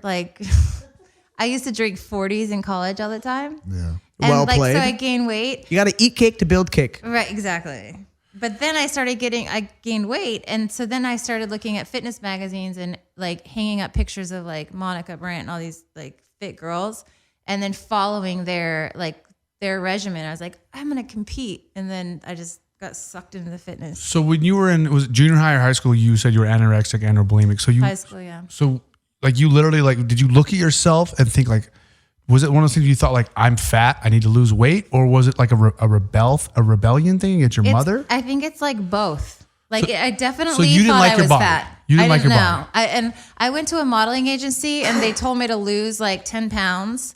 And I thought I should lose 20, right? Because my goal was I always wanted to live in LA and be a model or actress or something. So of course, being in a small town, I feel this is my only way out. Yeah. So when did it become when did this ever become a known thing with your family? Your mom or your family started figuring the shit out and was hey, we have a problem. Yeah. My mom would cry at Thanksgiving because I wouldn't eat.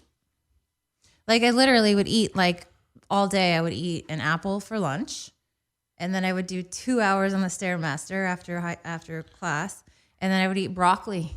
And do you have issues with your metabolism still because of those times? I have hypothyroidism, which is slow. Yeah. Which is part of the reason why I feel so comfortable talking to women now is that I have so many reasons to be overweight that a lot of women use to be overweight, and that's one of them, underactive thyroid surgery. But did you bring that on yourself though through your bulimia? They say anorexia? It's genetic, but I think that I believe that I made it worse. Well, because that's one of the double-edged sword about anorexia or bulimia is when you don't eat because you think you're fat, all you do is fuck up your metabolism, and now your metabolism's slower, and you're just making it worse.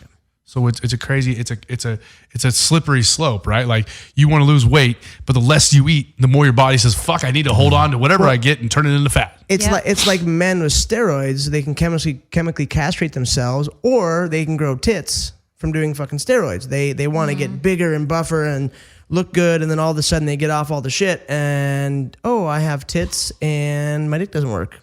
You know, so it's like there's a lot of things that happen afterwards that you don't quite pay attention to. No, I'm saying that's from the other side of the other coin. That's how it goes. You know, women they want to be skinny. You're working against yourself, and you're working against yourself. You don't eat, so then eventually you become fat because you mess up your thyroid. With men, they want to get buff and look good and you know, whatever sort of ideas they have, they think steroids are going to give them. And they fuck up their natural and testosterone. they fuck up all their And natural you end up levels. having to be on shit the rest of your life. Exactly, and that's what I'm getting at. I mean, that was a little bit different of a fucking comparison, but that's what I do. So you're welcome. No, it is. It's a good comparison. Yeah, no, it definitely makes sense. On the bulimia, how was that like a learned behavior or just something that came natural? Did you have somebody in school that you talked to about it that said, "Hey, this is what I do"? Or? No, actually, what happened was I was anorexic for like 2 years, and I was so starved. Like all I thought about was food, 24/7. I know like that's I wanted to be around it, but then I was trying to figure out how to avoid it. And so I became bulimic because I was like, oh, well, maybe I can have food. But like at first I would like chew up food and spit it out, like just to get the taste.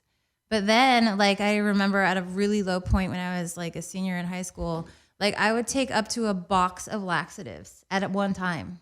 And nobody told you about this? I mean, this is stuff that you learned on your own. Yeah, I just figured it out. Like, you know. Wow. It's so crazy how like somebody who is, you know, someone who like, you know, you got a head on your shoulders. You're not an idiot. Mm-hmm. And there's a lot of people out there who are relatively smart people who, when they're young, they just make these choices that like now you think like, what was wrong with me? Like, how could I have made these kinds of mistakes and done this to my body? And it's something that may or may not affect me for the rest of my life. Yeah. And for what? To go to college, to go to class? High school? Yeah, and to be super to impress skinny. what? To impress the 14 dudes in your class of 50? Exactly. Who are fucking losers. Come on. Now, what sort of advice? Number one, because coming from a father who has a daughter that will one day be a teenager.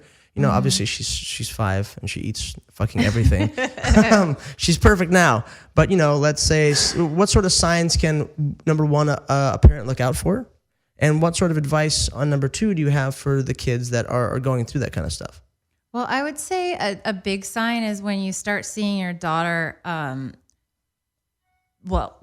paying attention to what she looks like, first of all. Like, as soon as they start really paying attention and caring what they look like, you got to start watching to see if they're eating and they're being unrealistic. Especially now with, like, plastic surgery and all the girls, like, sucking on bottles to look like Kylie Jenner. It's just social media is crazy. ruining little girls for sure. Yeah. But I mean, I think the thing is, for me anyway, like when I was at that point, nothing my mom did, like the harder she tried to make me eat, I wanted to eat less. Like, so anytime someone said, oh, you look healthy, to me that meant, shit, I need to lose weight. So it's kind of like you don't ever want to act like you're trying to control someone. I don't know how the frig How to do that. How to control your kid without making them feel like they're being controlled? Yeah. Like, yeah, I mean, they have to feel like they have a You gotta choice. trick them, make them think it's their idea. So let me ask you this question, and I'm sorry we're getting off on this tangent, but it's interesting to me. Do you feel like that your parents or your mom, you're mostly talking about your mother, do you feel like your mom was a good parent overall, even though you felt the need to rebel against her and do this to her/you? Yeah, she was definitely a really good parent. She was just like a concerned parent. I have 3 brothers. So like the only girl in a family of 3 brothers, like everything I did was watched. And then on top of that, like, you know, So do you feel the first time I had sex, like, oh, here we go. It was like forced. So like I wrote it in my diary and my mom read it. And so oh, damn. she already was like, had these feelings of like, I gotta like protect this girl from life. So do you feel like, so would it be safe to say or accurate to say that it was more of your doing? You didn't, like, it wasn't your mom's bad parenting that put you in this place where you were? No, it's not her bad parenting, no. It was just you developed that way. This is kind of how it worked out, but it wasn't because your mom was overbearing or crazy. No, I mean, I felt like she was. If my advice to a mother would be, you don't want to be your daughter's best friend, but you want to be someone that she feels like you're not going to freaking freak out, axe her head off if you tell her something that you did and fucked up. See, I had a similar situation in my family. I have a younger sister who I'm really close with. She's 20 years old now. And when she was, I want to say 13, my mom was convinced that she was either anorexic and or bulimic. Now, I'm not necessarily convinced. And she swears to this day that she was not. And my mom was overreacted like crazy and was like the overbearing. And she would sit and make her eat like legit, like, I'm going to watch you eat this many calories a day and you're going to drink this fucking protein shake and and she would make her do it. And she went to the school and they pulled her out of sports and shit. They didn't want her to burn it. They wanted her to put on weight. And your sister swears that she wasn't? Swears up and down. And honestly, I mean, maybe I'm gullible, but I mean, I was a bad kid. Why would she lie about it now? I mean, I was a relatively bad kid, and I was the kind of kid who got away with all kinds of shit. So I would think that I have a good bullshit radar, and I kind of believe her. I just think my mom was tripping, tripping, you know. But I wonder, so it's kind of on both sides. I wonder how many kids are doing that, and nobody fucking knows. And I wonder how often it happens, like a situation that I think has happened in my family where I think my sister, you know, she was 12, 13 years old. She just hit a growth spurt and got taller and skinnier, which is what happens. That's what happened to me. And my mom just tripped out and said, "You're too skinny. You're fucking, I know you're making yourself throw up," and freaked out. Yeah. It's interesting. The thing about that is, like, if your sister really was that, like, had that condition, and she overcame it, she would be cool with talking about it. Yeah, totally. You know, and if she didn't overcome it, you would think 7 years later she'd be like, maybe I didn't eat as much as I should have. Maybe you're right, but to this day she's like, I still don't know what the fuck mom was talking about. She was tripping. That's crazy. And it's like it's sad because probably the most important thing for her to do is be in sports. Yeah, she was playing soccer, which I fucking hate anyways, but she was playing soccer and other sports and shit. And she lives in Laguna Beach, so she was on the soccer team. I think it's female sports anyways. It doesn't count. And the volleyball. Wow. Yeah, well, at least it's not as bad as cross country or track. The female soccer players are tougher than the guys are always going down like pussies. Yeah, you ever see the women win. The women are the U.S. women's team are fucking champions for multiple years, and the guys, we can't even fucking compete with third world countries. God damn it. This is Erik Apple from American Animals, and if you're a real MMA fan, you know all about the UG, that's the underground, and mixedmartialarts.com. I'm on there every day, and so should you be. I'll tell you what, they do a podcast on Lineup Media FM every week, and it's hands down one of the best MMA podcasts out there. They get huge guests, and they do an incredible job getting access to every part of the sport. Check out the show on iTunes, Stitcher, Google Play, and ugpodcast.com.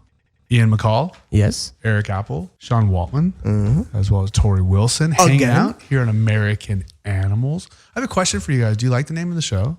Is it catchy? I like it. Very. Are you feeling it? Mm-hmm. I mean, maybe we should transfer to American Assholes. American Assholes is catchy as well. They both roll off the tongue nice. I wanted to call it the shit show, and we got a big no because fucking people said no. Nobody said no. Ian and I really like the shit show. Well, I mean, that's why it's a perfect name. We felt like sponsors would be like, we are not giving money to some guys called the shit show. It depends on the sponsors. I mean, it's going to limit the sponsors you have. A toilet paper sponsor, maybe? Maybe. Yeah. I mean, Action Bronson has Fuck That's Delicious. What's that? It's a show about food. Yeah, that's his food that's show. the name of the show. On Viceland, it's great. Yeah, dude. No, I know who Action Bronson is. I just didn't know the name of his show. He does a lot of really cool, really creative shit. Yeah. That's a guy we need to get. I just want to hang out with. I want to get high with you, man. What up? Yeah. Eat some food. He seems like an interesting guy. He is. For sure.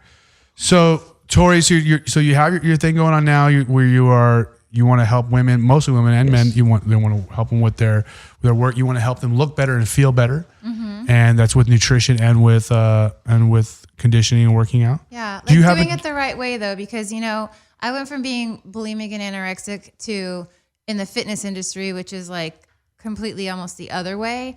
But then for 9 years while I was traveling with wrestling, like my thyroid was messed up, right? So like I really had a hard time trying to stay lean all the time. Well, the hardest thing to do is on the road is eat healthy, right? Yeah. And then so I'd do these like diets and no carbs, and then you don't have energy. And it's like, I've tried all of that. So then as I've gotten older, I feel like I look better and I care less about what I'm eating. So there's something to be said for that.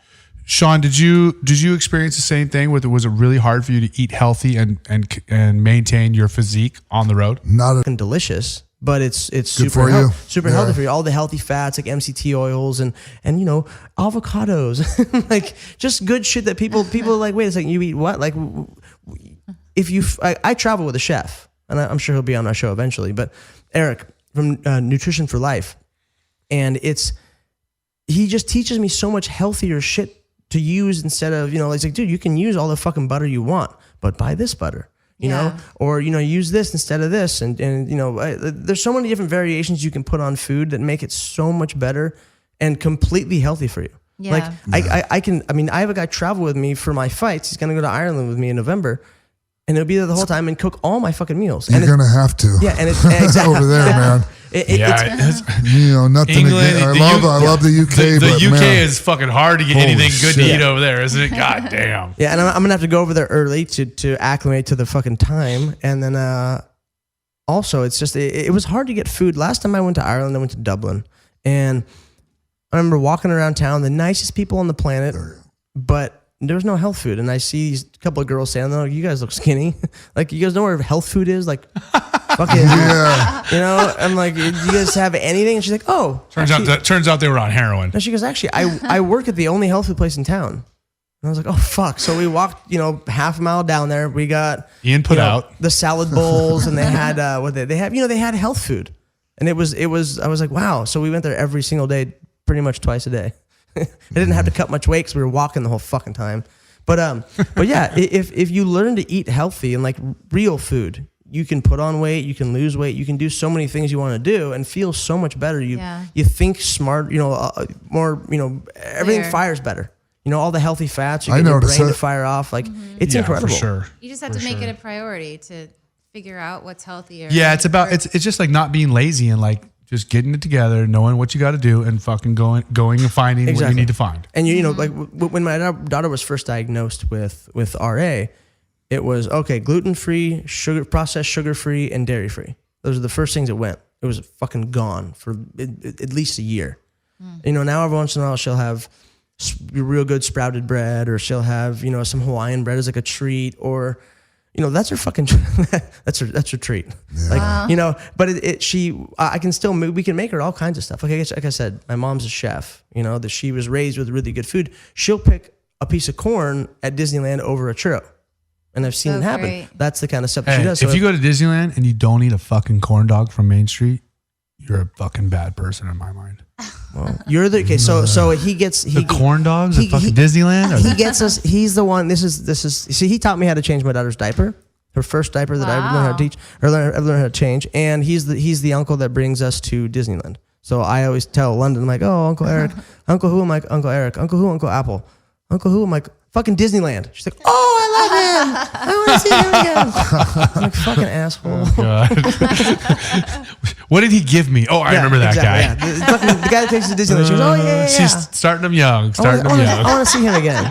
I cut out all the processed sugars and just pretty much all the shitty food. It makes you feel so much better, and like I said, your brain works better. Yeah, for meaning it's incredible. But it's just a matter of being motivated and not being lazy, because when you're lazy, you eat like shit. And the other thing is eating real clean like that is expensive. Not as expensive as you'd think. I mean, granted, I get all my shopping food for at free. Mother's. You're gonna eat less food too when it's good. Let me food. tell you right now, shopping at Mother's is fucking expensive. Well, that's why I don't shop at Yeah. Mother's. Well, where not as do you hungry. get stuff that clean? Yeah, and you don't eat as much, especially as you get older. Fuck I eat a lot less than I used to eat. I also don't train as long or as hard as I used to, but realistically, I don't need to eat that much fucking food. I'm tiny, I'm trying to lose fat. I'm trying to get skinny anyways. So like I don't eat all that much, and I eat really healthy stuff that's super nutrient dense and rich. All the supplements I take are crazy dense with nutrients. But it's not rocket science. It's just like you said, you have to educate yourself. And I see it through fighting all the time. And it's 2016 and people are still stupid in my sport, where I'm like, fuck, how are you talking like that? Well, you sound so stupid. How are you missing weight? how are you? How is this going on? But then again, I deal with it every time I go to fight. So Wow. what do I know? It's the nature of the sport, Yeah. like not the smartest people in the world don't become fighters. Yes. It's like we talked about with Victor Ortiz. It's like you don't really talk to many like high level professional boxers, world champions, who will look at you and tell you, both my parents are married. One has a master's degree, the other's a doctor, and my home life was amazing. Yeah, they're not the Klitschko's. Yeah. It's very rare that you meet a badass fighter who like has like a perfect home life. Yeah, it doesn't work that way. And I'll be on the fucking bus sometimes. I'm like, Jesus Christ, I want to bang my head out the window. Everyone's so fucking stupid. He means the bus of all the fighters. Yeah. So usually people who have some kind of fucked up background that made them a little crazy are End up people on a bus together. who want to be fighters. Like you You guys. know, here, the thing this is the thing that's different about apparently about fighting and what we do is that to be, for the most part, unless you're just really genetically gifted and you just have everything but the brains, you might be able to make it. But for the most part, you have to have pretty, high IQ. You have to be pretty intelligent to make it in wrestling. It seems to become that way. successful. Yeah, it seems that Yeah, way. you have to know how to, the psychology of people. Yes. How to, Playing a crowd while you're out there, how to control the masses. Yeah. These are all It's really, different. You guys need to be smarter because there's a Yeah. lot of dumb fighters. Yeah, fighters literally just want to fuck each other up, and some dudes, you're like, okay, here's a pat on the ass, go punch him. Fucking Yeah, I know some pretty dumb fighters who are really good.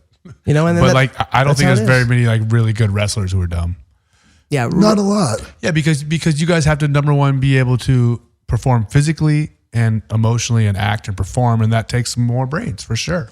Look you guys have to be able to perform physically, and you got to be able to talk and convince people that you're feeling something. You know what I mean? Listen here, chew bubblegum and walk at the same time, motherfucker. 80% of fighters should never be given a microphone. Never. Especially after they just got knocked unconscious. Hey, tell me about your life. How do you feel about just losing in dramatic fashion? Well, fucking tapped. What do you mean? Honestly, like if we were out there in a real fight and had to like get our brains really bashed in and worried about dying, then we probably wouldn't be able to talk about much. I gotta be honest with you.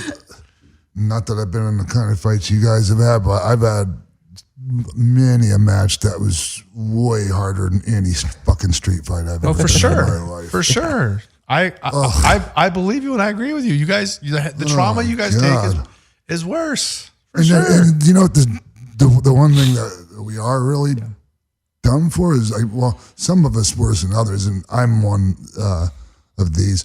Is you you're gonna get your fucking head kicked off, and you just keep running into it every night, and you're gonna get knocked out, and you're gonna have a concussion and see stars and all that shit, and you just do it every night because you're addicted. Like Torrie said, to that crowd. Yeah. It's the best drug in the world. Fame and well, it's just that instant gratification. You know right away if you're doing a good job or not. Yeah. Because like you said, you have 70,000 people screaming your name, or 200, but or 200, but but they're into it, and you still want to do whatever for them, and you don't even feel it till after. Yeah, for sure. Well, I didn't anyway. I don't know if you did. That's crazy. When you guys saw me and then I had to have that match in West Virginia with a broken foot, I couldn't walk. Matter of fact, they were trying to tell me, you have to come in through the front door. I'm like, look, you don't have like your guy that's your main attraction come walking through the front door on crutches.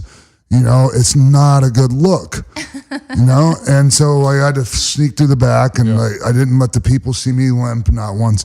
And as soon as I walked through the curtain anyways. Yeah. And then when I got back, man, I was done. Yeah. Yeah. 100%. I was hurting. It's part of the show. The show's got to go on. You got to go out there, do your thing for that many minutes afterwards. And here's the thing. So people go like, oh, you guys are like crazy. You guys be able to do that. You know what? Just about all of us can do shit if we really have to. Like if you got to pay the bills, fuck, man.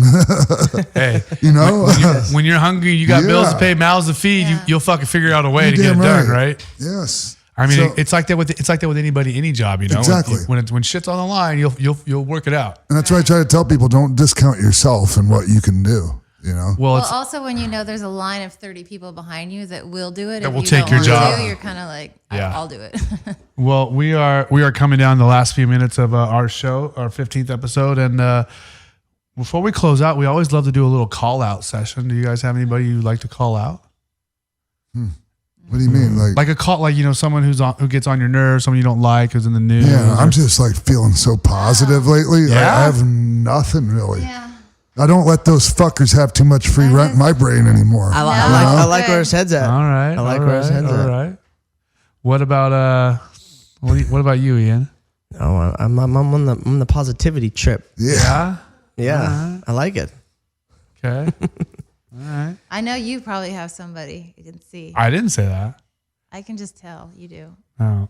Come on. I got I got pissed off at someone the other day, and I was like, God damn it, I should fucking celebrity call out this person, and then I forgot.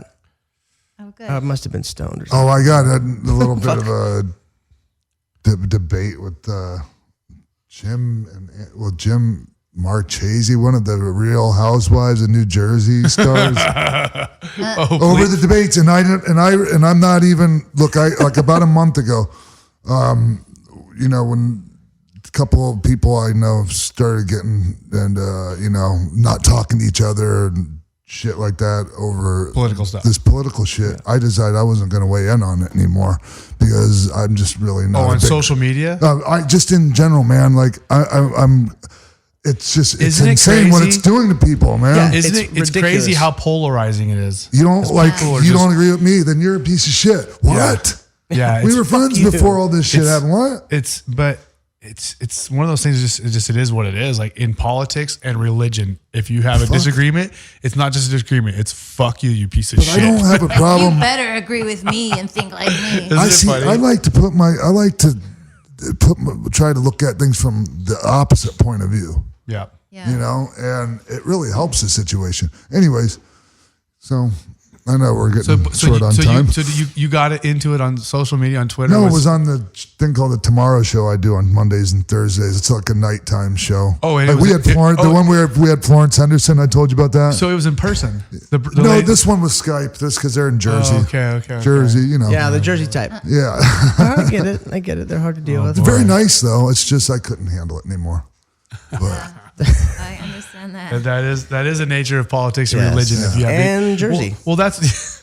You ever seen an episode of South Park, the whole Jersey episode? Of course. That's a pretty good one. And South Park's back on. You're friends with fucking the people from Jersey Shore. He's so part wait- of the problem. Wait a second. He's part of the problem. Okay, so wait a he second. feeds into these Hold fucking. on, wait a second. So I'm just kidding. I'm pretty good. They're all fucking nice people. I'm pretty good Very friends. nice. I'm pretty good friends with Paulie. I know. I'm kidding. And I'm really good friends with Ronnie. I talk to Ronnie almost every day. And first of all, neither one of them are from Jersey. The only person who's really from Jersey is Sam. And I went on vacation with Sam and Ronnie just a couple months ago. But they're both, I mean, Ronnie, Paulie, and Sam are all some of the nicest. They're awesome people. They're great. They're not like, I mean, the show is, I mean, you guys know, you guys can edit people to look like anything you fucking want. Yeah. You edit it right. You can make anybody look like anything. All three of them are dope. The other people on the show I don't give a fuck about. But they're all dope. they are very nice. I met them one time. Yeah. I was there. Yeah, Jersey, but the whole image and the Jersey thing is fucking irritating, I'm sure, for everybody. Okay, so It's that's not for no reason though. No. hey, stereotypes are real. I think Yeah, they're they all are. real. They're Stereotypes awesome. Stereotypes are amazing. I ate last night right by Oyama's gym. You know the Yes. little Asian center right there on Jamboree? It's called Diamond Jamboree. I I ate there and it's so Speaking funny. of stereotypical, And I just saw all these people driving so bad. And I was like, fuck, like, you know, like I live in the I riv. Did you say? in the heart, and I live in Irvine. I don't live in Irvine. My gym is in Irvine, so I basically live there. And it's right in the heart of Irvine, Tustin, and it's all this whole center's owned by. I mean, everything's owned by the Chinese around us. And I'm not being racist or anything. It's just real. It's all owned by the fucking Chinese. And it's just nothing but Asians. My coach is Japanese, Hawaiian. Everyone's fucking some form of Asian. And yes, you're true. You're very right. The driving is horrible. It's not a stereotype. And I remember I was literally laughing It is last so night. I was like, fucking it's so bad. funny. I'm watching. Nobody could park. Everyone's looking at each other. They're lost. I can't fucking drive this shit. I go, it's so funny how real the stereotype is. But it is the safest city in the country the last 10 years. So fuck it. So Yeah. it's Oh, really? it's Stay so with the it's so boring and so fucking so easy. It's just so mellow. I go there to work and nothing happens, and I go home and live at the beach. It's perfect. The cops in Irvine they'll take kids into custody for skateboarding. They literally have nothing else to do. If you're skateboarding, they will fucking arrest you. I drive a Prius. I don't do shit. I just go to the gym and I go home.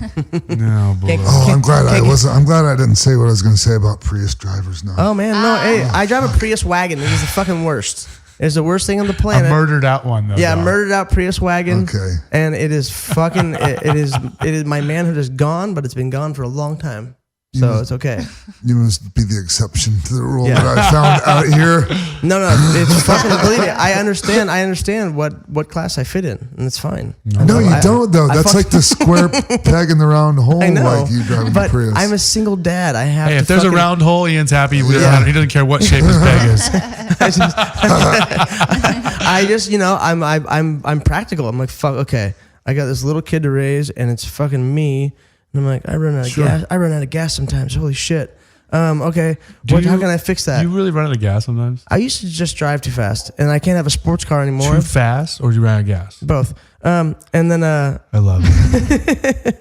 I always had nice cars. I had like 3 built Priuses or built Subarus. I had, and then I segued into Priuses. Like I had nice fun cars, and I would always drive my dad's fucking, fixed up Porsche or Supra or whatever the fuck he had. And then it came to my sense that I should probably not have anything fun. He's and very I should handsy today. fucking drive a Prius. It's good to be like that. good. Well, if you're on Shows your video, Yeah.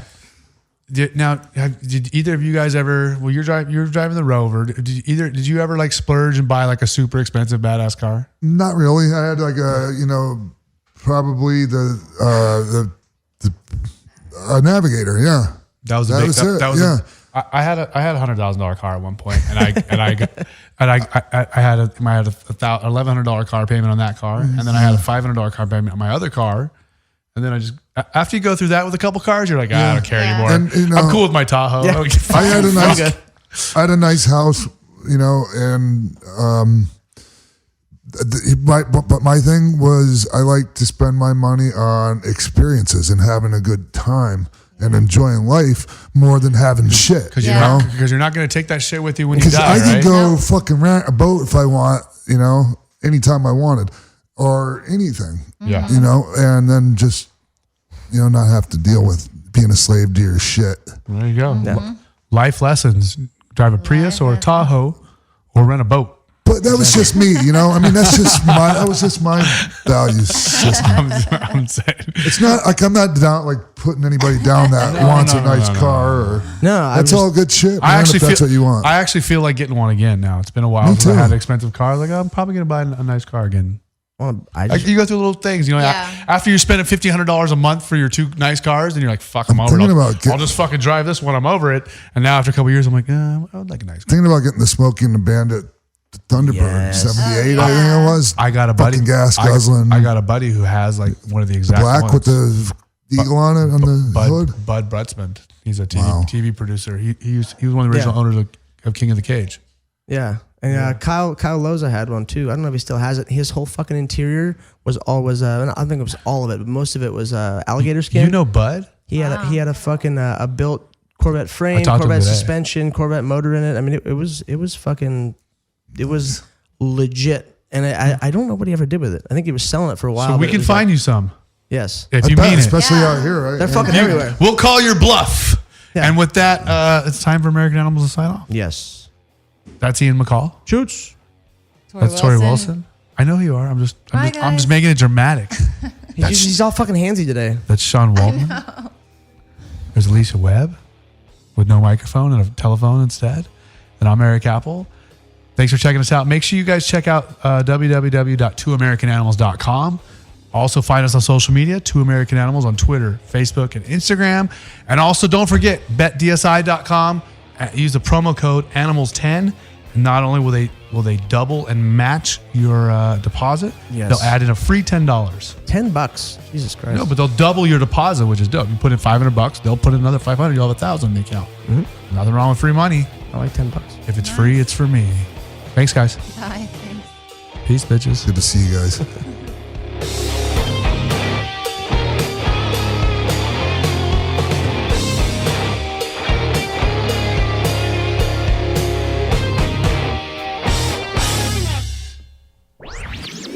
This podcast was a presentation of lineupmedia.fm.